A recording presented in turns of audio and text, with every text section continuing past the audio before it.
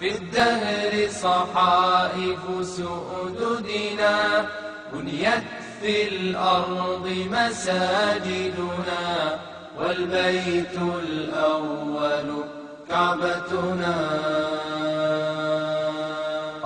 The next thing, you didn't ask this one, but the people say Wahhabi. Catch yourself before you say that. Stop yourself. The other word I told you is the Arabic word, so is this. It means to bestow, to give. Al-Wahhab, if you say Al-Wahhab, you must be very careful now. You just said Allah's name. Allah is Al-Wahhab.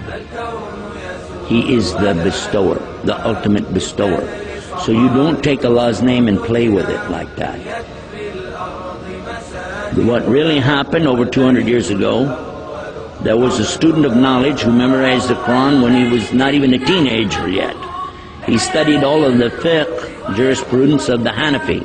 Then he began to study others, and his father, who was a scholar, told him to stop. Just stay with what we have. He said, I want to learn the others. His father almost disowned him because of it. It was very upsetting. You know, don't do that.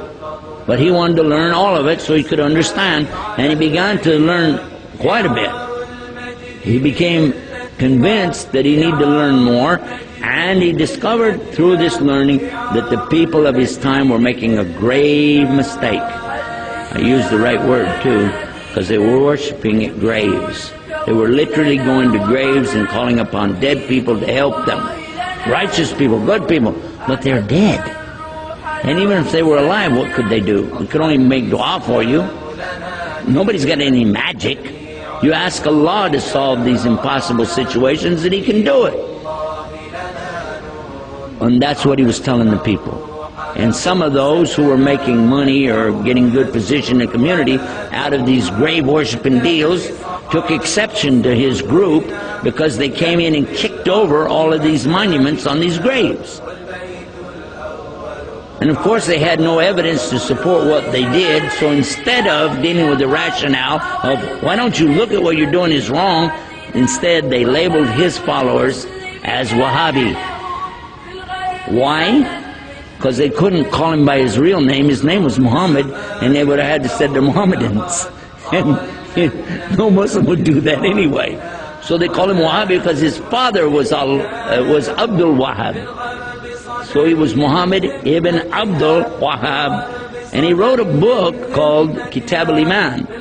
The book, if you read it and take the cover off and you don't know who wrote it, you say, this is a great book.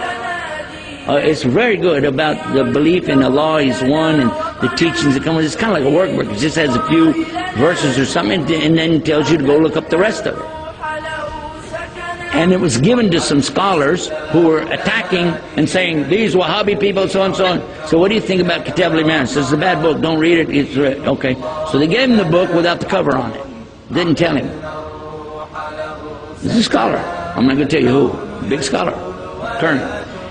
He read it and he loved it. He said, this is the aqidah of a real Muslim, the belief system of a real Muslim. And when they said, well, here's the cover for the book, and he went, huh? And he said, astaghfirullah, I made a mistake. Big mistake. All of us need to understand that whenever somebody doesn't want to admit their mistake, it's a lot easier to point and say,